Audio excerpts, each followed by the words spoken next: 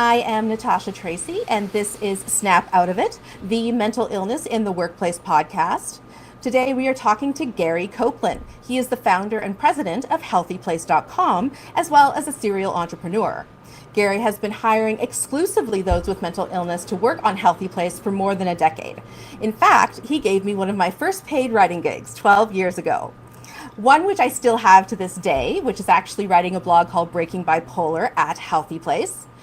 I'm honored to speak with Gary today, as well as call him my personal friend. Gary is going to be talking to us today about what it's like to hire and manage people with mental illness. I want to remind our audience that this is a live stream, so pop your questions for Gary in the comment box at any time, and we might just answer them on air. But before we get to Gary, I just want to remind people that while mental health in the workplace is an extremely important topic, we are actually here to specifically discuss mental illness in the workplace. 20% of people actually have a diagnosable mental illness, and those people seem to get left out of the conversation when we just talk about mental health. So we really want to shine the spotlight on the 20% of people who have a mental illness. Hello, Gary. Welcome to Snap Out of It. Hi, Natasha. Thanks for inviting me on. I'm glad to be here. Excellent. So tell me a little bit about yourself. So I started Healthy Place 22 years ago. Healthyplace.com is a large and significant mental health website for anybody who hasn't been there. And prior to that, I had several different ventures. I've been in the home building business. I've had an employment agency that spanned an entire state, and several other businesses before that. And I graduated from the University of Maryland a long time ago, and I have a degree in journalism and government, and also I was in radio and TV news for a long time, and about a decade. And while in New York, I went to Iona College, took a lot of business classes, and was just short of getting an MBA. So that's a little bit about me. Well, thank you for bringing your journalistic self on to my podcast. I appreciate that. Thank you. So you've been focused on mental health in your product for more than 2 decades. What drove you to focus in that area? So, okay, I'm going to be honest. I'm an entrepreneur. I started the company primarily as a money-making venture. This is back in the year 1999. I was looking around. The internet, for those who don't know that history, was just really getting underway for public consumption. And there were sites out there, WebMD, Dr. Coop, and a couple of others, but none of them really were dealing with mental health. And I was just working on that because I saw an opportunity in there, to kind of fill a niche. And that's how it all started. I put it together myself. I was sitting in the living room of my apartment day after day, just putting, the website together, learning coding, that sort of thing. And so, that was the beginning of it all. As it grew, I started to develop an insight into what it was like living with a mental illness, and developed a real passion for breaking the stigma around mental illness and for educating people that, as you said, 1 in 4 people, that's the statistic.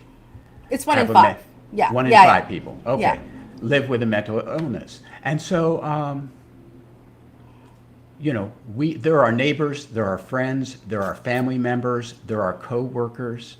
And, I wanted to bring some enlightenment to not only those living with a mental illness, but also, other people out there that know this is not some strange, bizarre twist of fate. It isn't just a few people.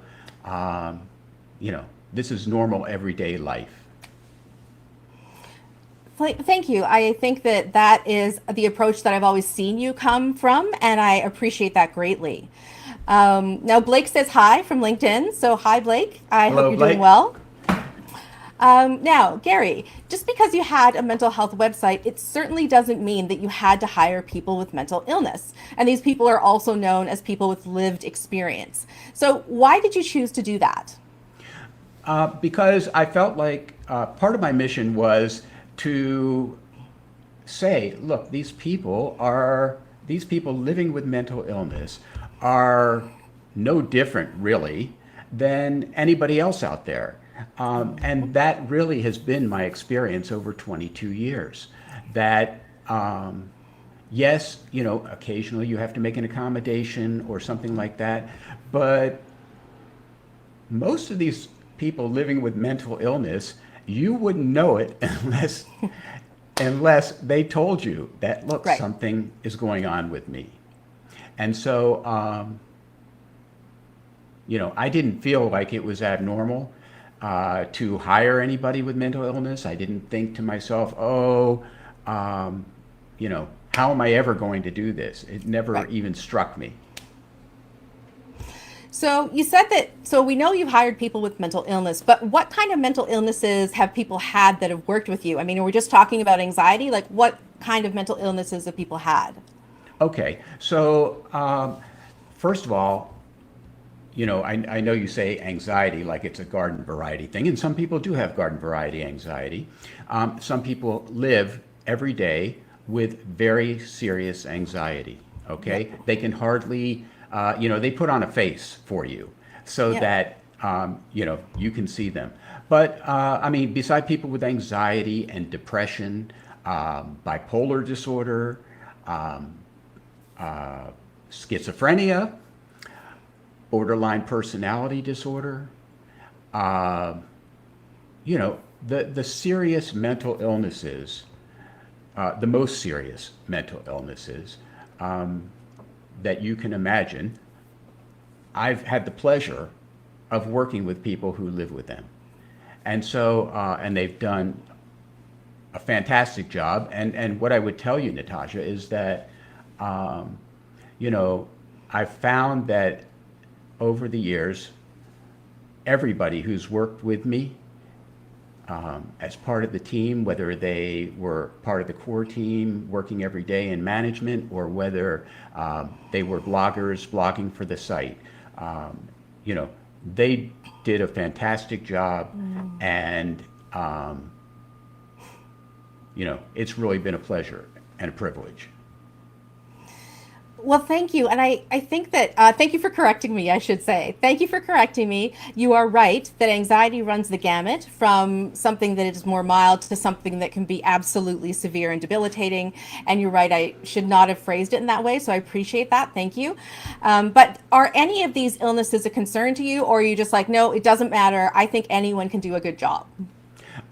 Okay, so what I want to say is, in for what we do at Healthy Place, I believe anybody can do that job, as long as they're qualified to do the Yes. job.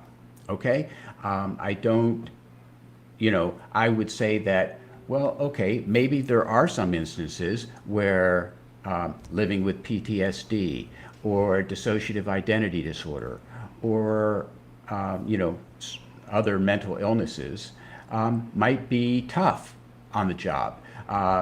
Maybe you're in a manufacturing environment where there's loud noises every day, and that might make it very difficult for you to function in. And so, I could see that. That is not the case here at Healthy Place. Thank you. Thank you, folks. You are tuned in to Snap Out of It, the Mental Illness in the Workplace podcast. I am talking with Gary Koplin, a serial entrepreneur, as well as the founder and president of healthyplace.com, a major mental health website. He also manages and hires people with mental illness. Don't forget, if you have questions for Gary, please pop them in the comment box and we may just answer them on air.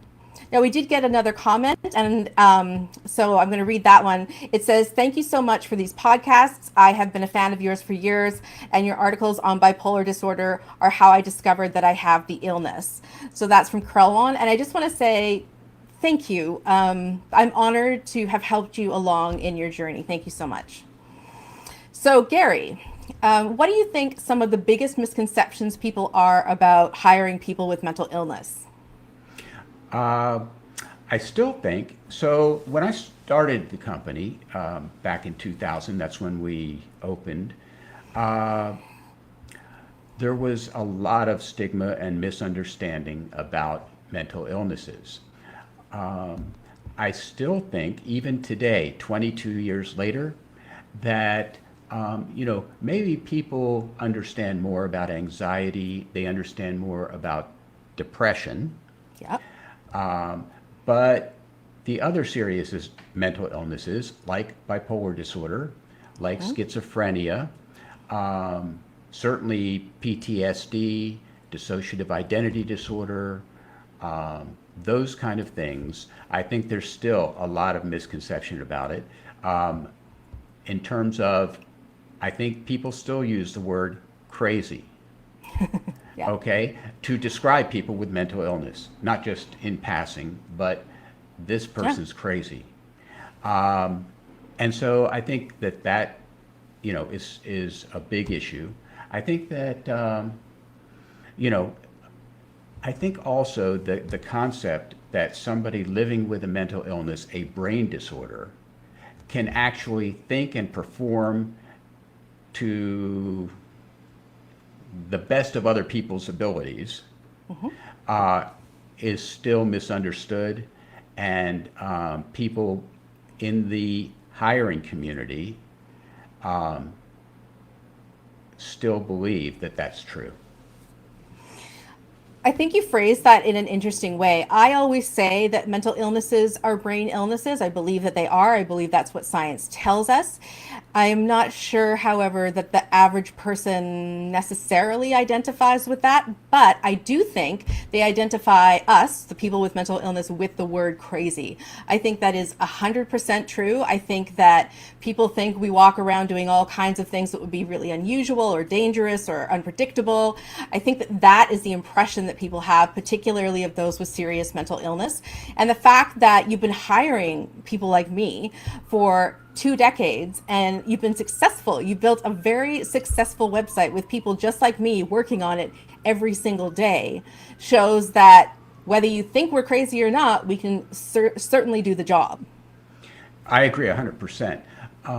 And, I think that, if we're honest with each other, um, that there are many people who are working for major companies, okay, who are dealing with mental illness. You may not know about it, okay? They may have hidden it from you because they're good at it, they practice Yeah. it. Maybe they might be high functioning with a mental illness, okay? But they're out there and they exist.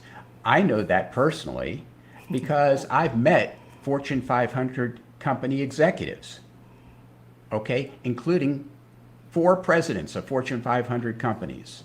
Wow. Okay, and so I understand that why they hide it, but um, it also goes straight down the ladder. Yeah. From the C-suite straight down to the average employee. So, if an employer wants to hire a person with mental illness specifically, are there things that they should or shouldn't do in order to accomplish that? So let me just back up for 1 second, Natasha, because Hmm. I think that what's happening is that you hear a lot about diversity, Yes. okay?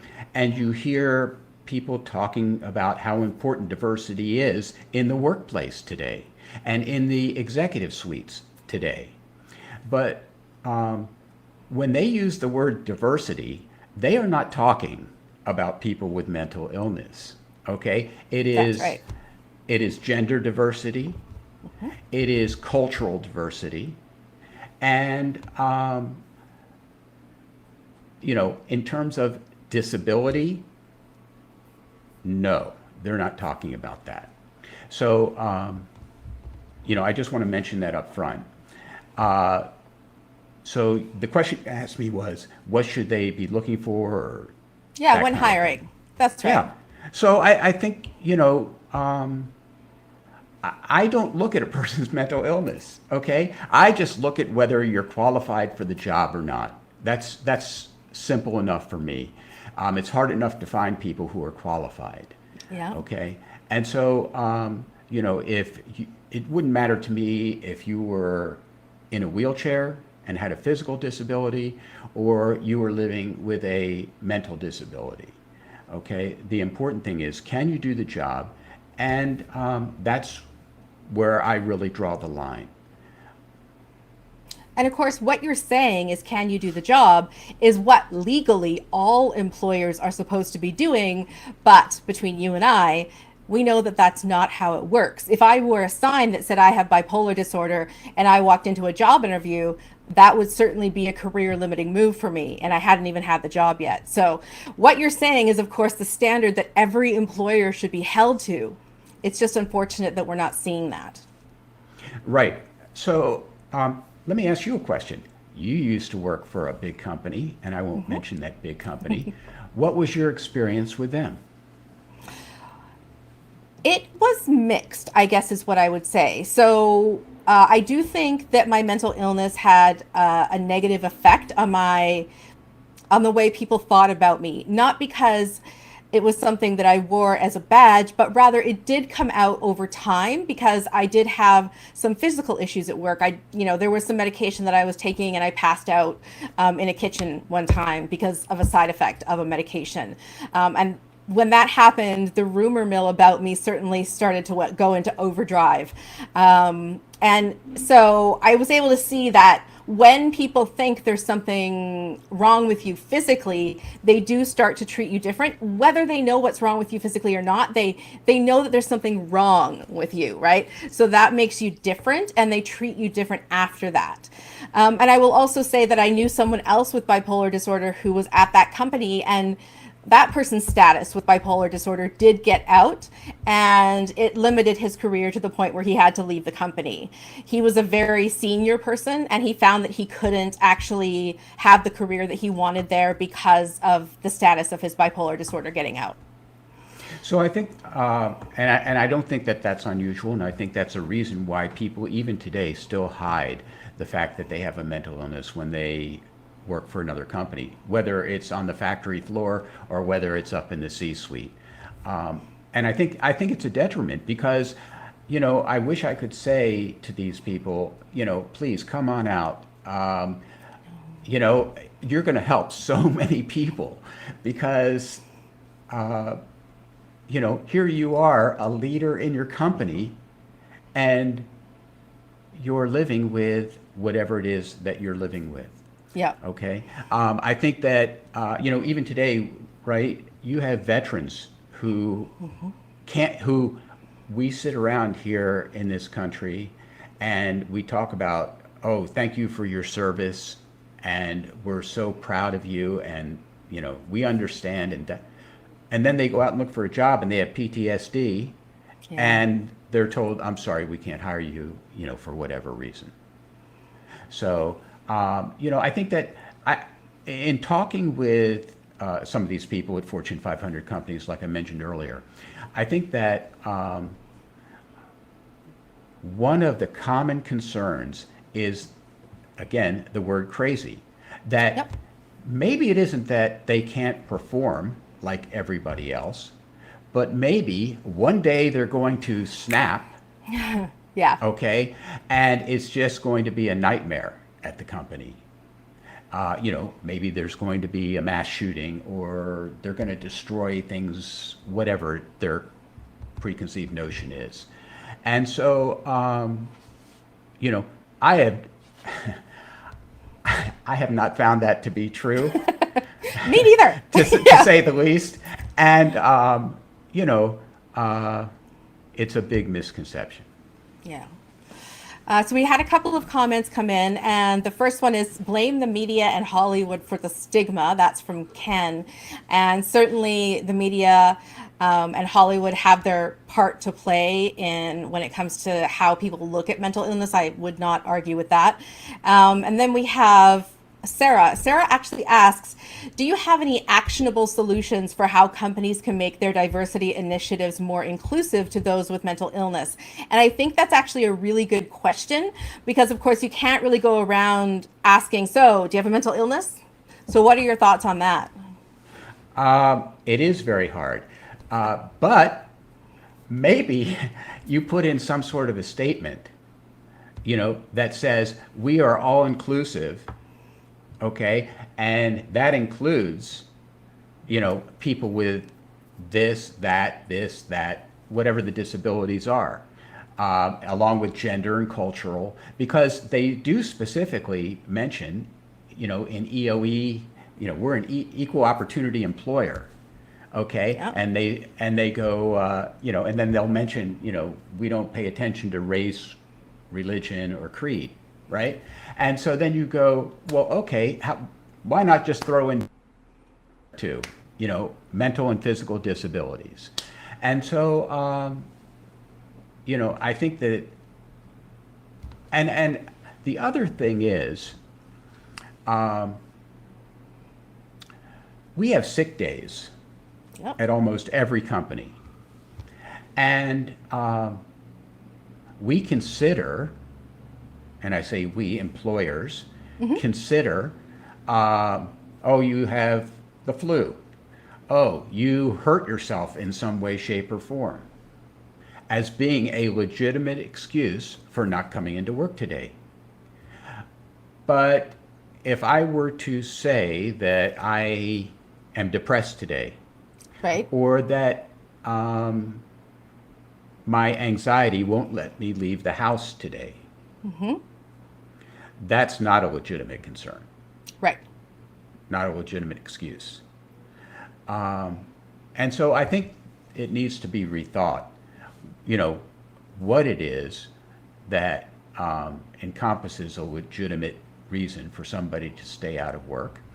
And then, also, and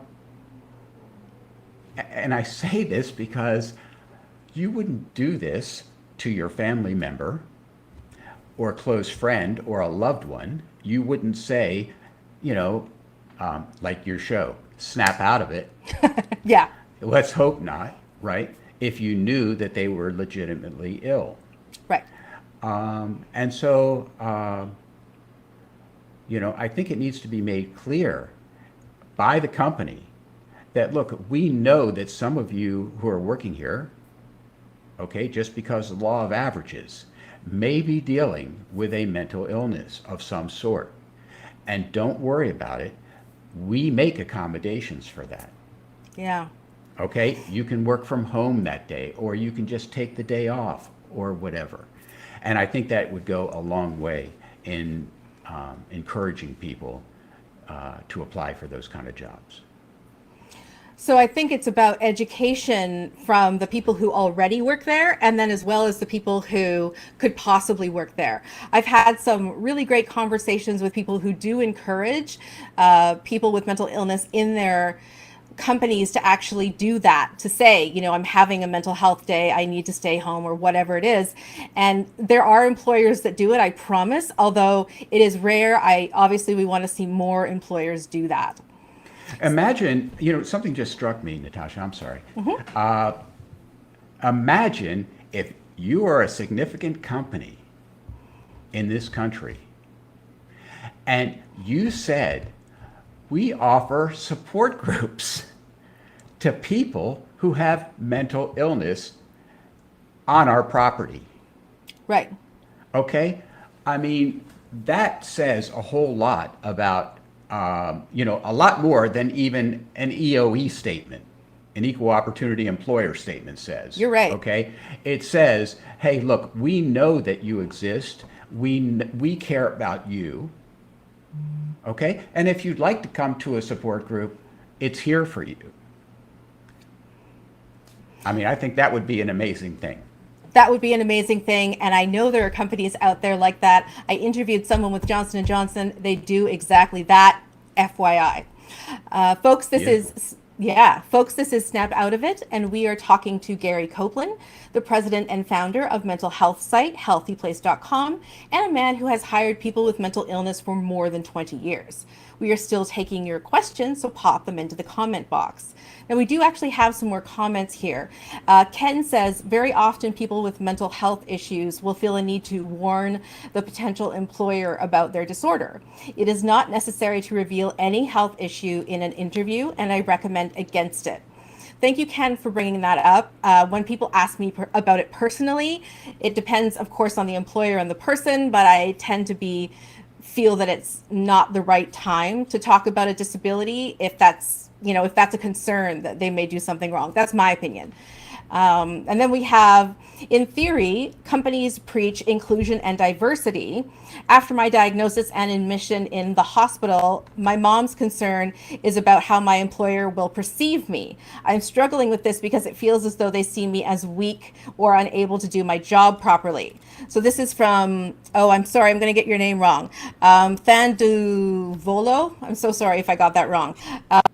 And so, yeah, what would you say to a person who thinks that their employer is going to look at them as if they are weak? Unfortunately, I'll say you're probably right.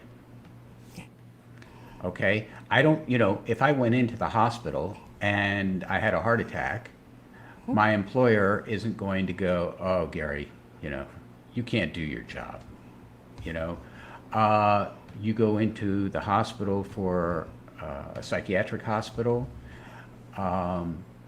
your employer is going to be concerned. Yep. Yeah, I've done that on a couple, before I've had to go to a psychiatric hospital and take time off work in order to do it. One thing I will say about that is that you don't ever have to say you're in a psychiatric hospital, right? That's not anyone's business. The only thing you need to say to an employer is, I am in the hospital right now and I need X amount of time off for an illness, right? Mental health, if you're concerned about how they're going to look at you because it's a mental health issue, that's not something you necessarily have to disclose. It's something you might want to disclose, and that's okay, but it's not something you have to disclose. And it's not something I disclosed. When I went to the hospital, I said, I'm at the hospital. People don't need to know why. It's my personal health information. That's it.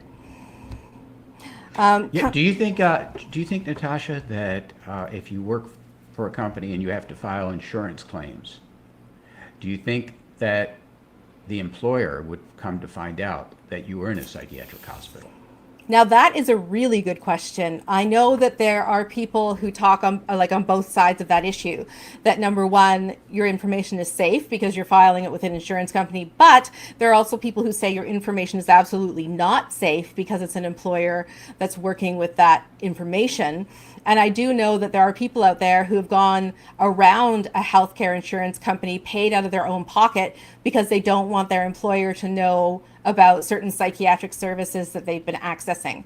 So I certainly know people who've said both things. But what I will say, most of us don't have the luxury of going around health insurance. Most of us are not going to say, well, I'm going to pay out of pocket for these services. Most of us don't have that as an option. So I think that well, I would say that yes, there's definitely some chance that your employer will find out. I would also say there's probably an equally good chance that people in your employer may know, but for example, your manager may not know. No one who has anything to do with you may know. That information may not get out, I guess is what I'm saying. That's what I would say about that. Would you agree? Yes, I would say probably the chances are 50-50. Yeah. Okay, I was just thinking to myself as we're talking about this, how sad this really is. I feel bad for people that they have to hide who they are. Yeah. Okay? It's just a really sad, sinking feeling inside of me. Yeah, I know that that's a very sad feeling for people like me because I know that I've had to hide who I am. And I know that there are people who want to bring people out of the closet, bring them into the light. And I don't necessarily disagree with that, but I think it's a personal choice. And for some of us, hiding is better than taking the risk of coming out into the light. I believe that to be true. I believe it's a personal decision, and it's just not always the right one for people. Yeah, I understand what you're saying. Yeah. And, if your financial resources and future job security rest on that, then it's a personal decision. And I think that's something that every person should weigh and Yes. weigh seriously, even in 2022. 100%. I always ask people, how much do you need that job? Because if you're telling me that you can't miss a paycheck or you're going to be out on the street, then that's a different situation than someone who says, well, I have many job opportunities, so if I lost this job, I could get another one. Those are two very different situations and should be considered differently. Yeah, I agree. So Ken also says that companies with federal contracts are required to encourage employees to disclose disabilities, and disability status is a protected class. I agree with that. I know it's a protected class, and maybe they are supposed to encourage people to disclose, but it's still very personal, in my opinion. You can encourage me all day long. If I don't think it's right for me, I'm not going to do it. Well, and I think the other thing I was just thinking about here is that, yes, it's all protected under the law, but most people don't have the resources to take on a company. And I'm talking about the financial resources where you have to go out and hire lawyers to fight that. And that for a company that's making millions, hundreds of millions, billions of dollars, you're just another legal suit that their lawyers are dealing with. They're not even thinking about it one iota. You, however, you get a legal bill every month from your attorney. And Yeah. so, yeah, that's different. So the person who wrote in, who was concerned about being seen as weak in at her employer, said that I can call her Love. Thank you so much. I apologize for messing up your name, but Love, I can read Love. Love is okay. Thank you. And then someone says so. Love says, I had to disclose because of insurance. Thank you for raising this, Gary. So thank you very much. And then does writing about mental health issues raise red flags for potential employers? So I assume that's for me, and obviously for the other people who work at Healthy Place, it would be a very similar thing. And I have to be honest when I say that yes, that is absolutely true, and that's why I chose to write under a pen name. So 12 years ago, when I started my career, that was a choice that I made. At that time, I was straddling two careers. I was doing technical writing and I was doing this mental health writing.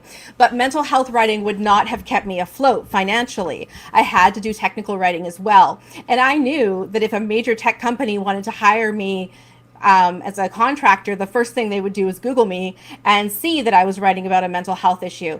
And so I chose to use a pen name for that reason. So is it a red flag? 100%. I think that it is for many employers. I mean, I'm sorry. I wish I didn't have to say that, but I believe that depending on the type of work you do, depending on the employer, it can be for sure. Yeah, So I I, agree with that. so I want to talk about managing people with mental illness. What exactly do you think people should know when it comes to actually managing them? So, depending on what the person is dealing with, uh, they may need a day off. They may need a few hours off. And maybe in this kind of environment where a lot of people are working from home these days, you may never know as Right. an employer, okay? But, if your employees are at work in the office, that's something that you may have to deal with.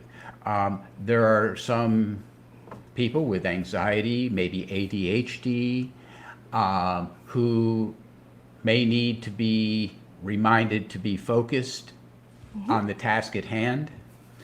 Um, I let me just back up for 1 second again. Sure. Okay. As I said earlier, if you had a family member or a loved one with a mental illness or a mental health condition of any type, hopefully you would be understanding. Okay? You would be compassionate, a compassionate human being. And so when you see somebody who is struggling, the first thing you wouldn't do is go, "You're fired." Right. Rather, it's a whole change in the mindset of management, and then it works its way down. But if it doesn't come from the very top, that, listen, we have a compassionate, caring company and work environment here, and we're understanding, okay, then, then this isn't for you. But if you do, then, it's not going to make a difference. This doesn't happen every day. Okay, people aren't going, "Oh, okay," so they may be living with a mental health condition or a mental illness, but their symptoms aren't preventing them from working every day, okay, or every week. Right. I think, and I want to make that clear, right? I mean, it may be something that comes up every few months or maybe once a year for this individual. Okay? And so this isn't something where you have to change the whole work environment. I mean, you don't change your work environment for somebody who calls in and says, "Listen, you know what? I've got a headache today. I can't come in." Right. Right? So this really, to be honest, is no different. Now, it sounds to me like you definitely don't have any regrets from running your business this way, but I'm just going to put it out there. Do you have any regrets for running your business in this way? I don't have any regrets at all. Everybody that I've worked with, as I said, was qualified to do the job, okay, or they weren't hired. And then, I mean, we built a team at Healthy Place, and when you have a team of people who trust you and who respect you, and they know that their job isn't on the line because they're sick today, Right. okay, they give their 100%, okay? And I've been fortunate enough, and I'm going to say it right up front, I've been fortunate enough to work with Natasha Tracy, okay?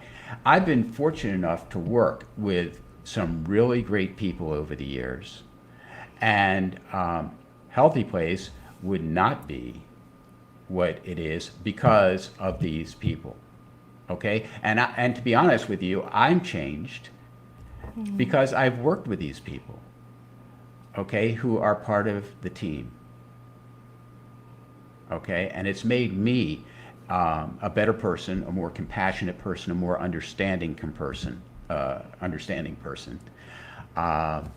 than I would have been. I'm sure of that. I think that's so beautiful. One of the things that sometimes people with serious mental illness say is that it is actually our benefit that we become more compassionate as well. We are forced to be more empathetic because we have this serious illness that we walk around with every day. But it's beautiful to think that that empathy and that compassion is almost contagious. So that's beautiful. Thank you. Ken also says protection of people for people with disabilities, the EEOC and the ADA, the Justice Department, Human Rights Commission, they are usually some pro bono legal situations for folks with disabilities. Ken also mentions reasonable accommodations at work are part of the ADA regulations. And that's 100% true. Your employer, and we've talked about this in previous episodes, your employer has to allow for reasonable accommodations at work, whether it's related to, a mental health disability or some other disability that you may have. That's 100% true. It doesn't mean that it isn't necessarily a bit tricky to negotiate. Yeah, I think that's what I was going to say. It is tricky to negotiate. Also, in the meantime, you don't have a job. Yeah. And the truth of the matter is, the resolution of this doesn't take place in a short time. Right. So it's going to take a long time for you to do your appeals and to, put in your arguments about what happened. And in the meantime, you don't have a job. Okay. Yeah. And it takes a lot of effort to Yeah. do that. Okay. A lot of emotional and mental effort to fight a legal battle. And just because you're right doesn't mean you'll win. I just want to Yes. mention that just because you're right about having a disability and being discriminated against doesn't mean you're going to win a lawsuit.